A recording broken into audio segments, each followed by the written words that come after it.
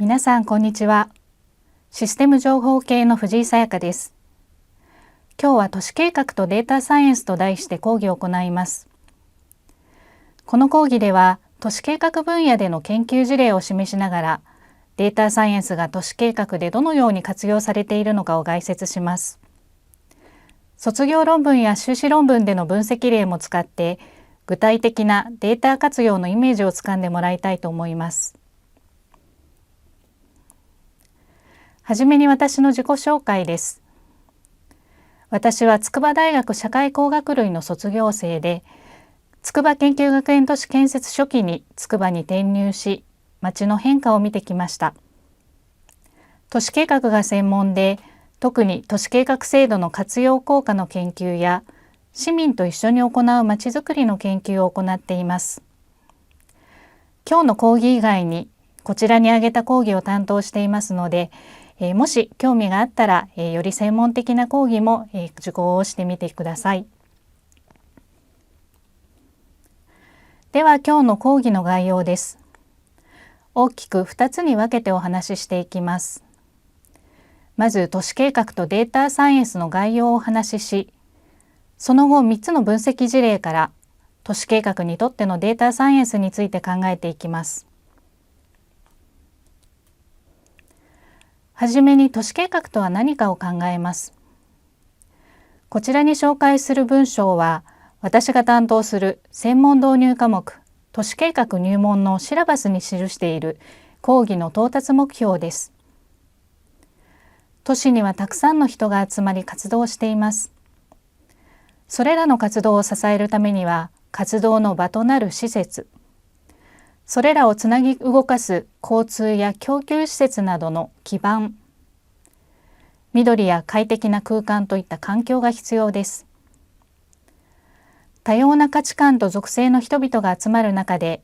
良好な都市を作るには、成り行き任せではなく、計画を持った取り組みが不可欠です。つまり、人と活動が集まる都市において、それを支える施設、インフラ、環境を用意するのが都市計画で、その決定では多くの人に参加してもらい考えていきます。このプロセスの一つ一つでデータが重要な役割を果たします。では、都市計画にとってのデータサイエンスの役割を見たいと思います。大きくは3つの役割があります。1つ目は、都市が置かれている状況の理解。次に将来の予測・目標の設定、そして事業や政策の計画決定と事業評価です。一つ目の都市が置かれている状況の理解とは、都市が抱える課題についてさまざまなデータを収集・分析し、現状の問題構造を理解します。二つ目の将来の予測・目標の設定では、現在の都市の傾向が続くと将来どんな問題が起きるかを予測します。逆に将来の望ましい状態、目標を設定して現状とのギャップを確認し、望ましい状態に近づくために何が必要かを考えることもあります。3つ目の事業や政策の計画決定と事後評価では、計画決定に向けて関係するさまざまな人たちの合意を形成するために、課題や目標についての認識を共有し、理解し合うためのデータを活用します。近年では EBPM、エビデンスを重視した政策形成が重視されるようになっており、都市計画導入の効果を見極めながら検討していきます。また、計画決定後も PDCA サイクルによる取り組みの効果の検証や修正もデータを活用して行っていきます。都市を分析するためのデータには様々なものがあります。ここに挙げたのはほんの一例ですが、人口、産業、土地利用など都市を構成する要素一つ一つに関わるデータを分析したい課題に応じて取捨選択し検討していきます。ではここからは都市計画におけるデータサイエンスの事例を見ていきたいと思います。1つ目の事例は地方都市における人口密度低下の問題に関するものです。こちらの資料は国土交通省が都市計画の制度の解説資料として使っている例で、都市計画の必要性を理解するのに大変わかりやすいので紹介したいと思います。こちらの右側の図、左側の図、両方ともに、国勢調査という人口の調査を使って、その中でもメッシュ統計という、制度を使って人口の密度を表しています。国勢調査は5年ごとに行われる日本全人口の調査です。メッシュ統計とは国土、経度、緯度によって四角い小地域の区画に分けて、この区画ごとに国勢調査の結果を対応させて編集したものです。この地図は人口密度を表しており、赤いところが人口密度1ヘクタールあたり40人以上の場所、青が濃くになるに従って人口密度が少なくなるということを表しています。また、とても小さいですが、こちらの点々点とあるデータがあるのは見えるでしょうか。この点は生活サービス施設を表しています。例えばスーパーマーケット、コンビニ、病院、介護施設などが含まれています。左側の2010年の地図を見ると、人口密度が高い赤いメッシュに多くの生活サービスが立地しているのが読み取れます。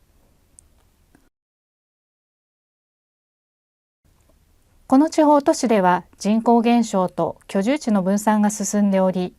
今のままの傾向が続くと、人口密度の高い赤いエリアが消滅することが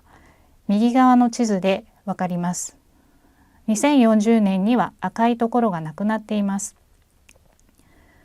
今の人口動向のままでは、この都市から生活サービス施設がなくなってしまうかもしれません。なぜなら生活サービス施設はそれを利用する人口、承継人口と言いますが、それが一定以上いないと存続が困難になるからです。そのような状況を防ぐために都市計画が必要になります。2つ目の都市計画の分析事例を紹介します。こちらは私の研究室の卒業論文の例で、新型コロナウイルス感染症の蔓延発生前後のつくば市およびその周辺での人口流動の変化を分析したものです。この分析では、NTT ドコモのモバイル空間統計を使用しました。モバイル空間統計は NTT ドコモが販売しているデータです。携帯電話サービスを使う基地局ごとにエリア内の携帯電話の台数の集計を地域別、年代別の NTT ドコモの普及率を加味して統計処理し、メッシュの1時間ごとの人口流動として推計したデータです。皆さんもニュースなどで繁華街の人出の変化として使われているのを見たことがあるかもしれません。この研究では2020年の第1回緊急事態宣言期間と1年前の人流データを比較し、都市の中の人流にどのような変化があったのかを分析しました。このデータは500メートルメッシュ内の1日24時間の時間ごとの人口数の増減がわかるので、メッシュごとの1日の人口増減パターンをクラスター分析 K シェイプ法を使って分類しました。2019年コロナ前の累計化を示しているのがこちらの左側のグラフになります。赤系のグラフは、人の増加、昼間の増加を表しています。8時から17時ぐらいまで、特に赤い線のグラフは昼間の人口が多くなっていて、主に通勤者が集まる企業や研究所などのメッシュの特徴を表しています。また早朝から夕方まで人が多いオレンジは駅などの交通拠点のメッシュ、少し遅れて10時以降日中にピークがあるのは、商業施設のメッシュになります。逆に夜間に人口が多く昼間に人口が減っているこのグラフ、青い系のグラフは、主に住宅地のメッシュを表しています。次にコロナ前後の2019年と2020年同時期の人口パターンの変動をクラスター分析 K-ミーンズ法を使って分類したものが右側のグラフになります。具体的な市街地の変化と合わせて結果を見ていきたいと思います。こちらは増減の変化なので、コロナ前からの人口増減を変化の起きた時間帯も考慮して分類をしています。先ほどの右のグラフの変化はこのように地図で表すことができます。左が平日、右が休日の変化になります。昼間の人口の減少が著しかったメッシュとして、平日は大学や研究所、休日は大型の商業施設がある場所が該当します。これにより緊急事態宣言による外出自粛の影響がはっきりとわかります。逆にあまり人口増減の変化がなかったところは工業団地や病院といったところで、これらは緊急事態宣言下でも稼働し続けた施設になります。日中の人口が著しく増加したのは住宅地で、こちらの丸がついているところが該当しますけれども、これはステイホームの影響で多くの人が住宅にいたことを表しています。また筑波山のエリアでも人口の増加が見られます。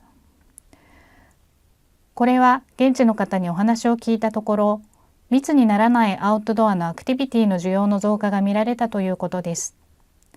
例えば筑波霞ヶ浦林林ロードのサイクリストの方が増加、宝鏡山の登山客などが増加しており、このことが筑波山地域での中間人口の増加につながっていたようです。こういった分析をもとにコロナの影響で新たに発生している街中での動きや課題を捉え、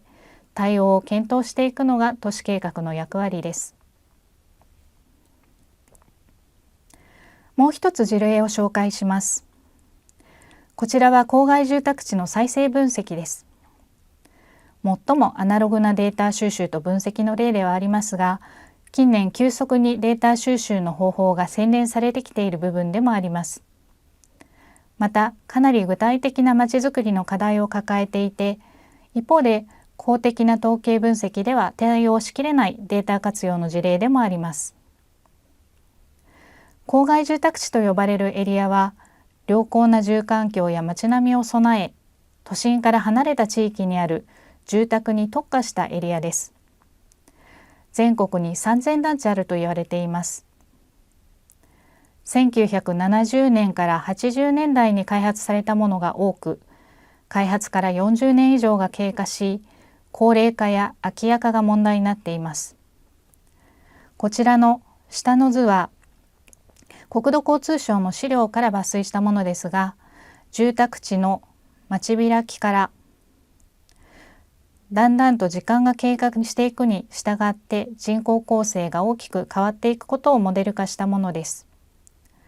ファミリー層が一斉入居し、時間の経過とともに高齢化が進んでいくのがわかります。急激な高齢化と人口減少が進むと、買い物難民など生活の不便さの問題に加えて、空き家や手入れができない住宅が増え、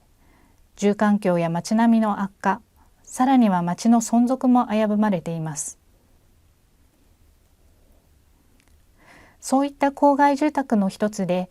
街並みや住環境の維持と新しい住民の呼び込みを考えた修士論文の例を紹介します。この住宅地はアイビーとレンガ塀が特徴的な街で、街並みを守るためのルールがあります。高齢化と人の入れ替わりで街並みの変化を感じる一方で、新しい人たちにも来てもらいたいという街づくりの目標がありました。そこで住民が感じている街の変化の可視化を行いました。まず外壁に使われているアイビーがどれぐらい守れているかを調査しました。このようなデータはなかなか公的なデータでは取得ができませんので、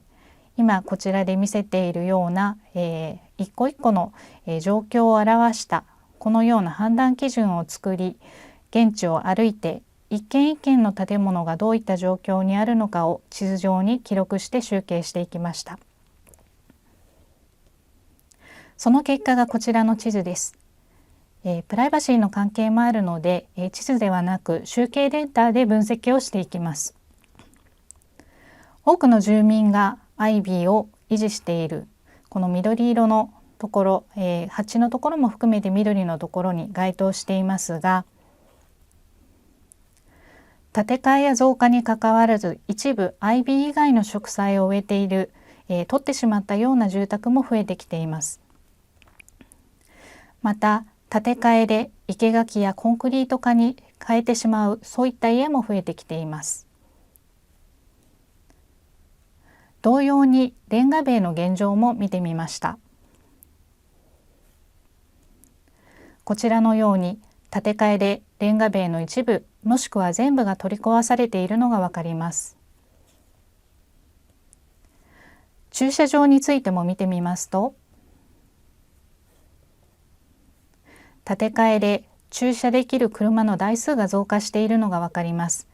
すなわち、こちらの写真で見られるようにレンガ塀がなくなっている住宅が増えているというのがわかります。このような地道なデータ収集から郊外住宅地の変化を可視化した後、関係者と一緒に対策を検討していきます。街の変化は確かに起きているけれども、多くの人がアイビーとレンガ塀を守っている様子が確認できています。変化した住宅についてアンケートやインタビュー調査をしてみると、手入れが難しくなっている様子、また新しい人にとっては、このアイビーや駐車場が少ない住宅の作り方というのがライフスタイルと合っていないという問題が分かってきました。このような現状分析を踏まえて今後のまちづくりのアイデアを検討していきます。街並みの保全と生活の利便性はトレードオフ、すなわちどちらかを取るとどちらかが成り立たない状況です。どちらを優先するのか、両立する方法はないのかを検討していきます。例えば手入れに困っている人と植物の手入れが好きな人をマッチングさせれば、もしかしたら住環境や街並みを維持できるかもしれません。高齢化が進んでいて免許返納を検討している人が増えているのなら、駐車場の空きが出てきます。その車の、駐車場を2台3台と必要する人が借りることができれば、大きな駐車場を作らなくても済むかもしれません。このように創意工夫をしながら街で取り込めることを検討していくのが都市計画・街づくりのやり方です。このプロセスは都市計画の専門家が机上で行うのではなく、街の人と一緒に考えて合意を形成していく息の長いプロセスになります。ですが実は都市計画の一番面白いところでもあります。最後に都市計画とデータサイエンスについてまとめたいと思います。都市計画のデータ分析には3つの目的がありました。1つ目は都市が置かれている状況の理解。次に将来の予測・目標の設定。そして事業や政策の計画決定と事後評価です。街の状況理解では、都市の課題を的確に可視化することが重要です。将来の目標設定では、課題の深刻さ、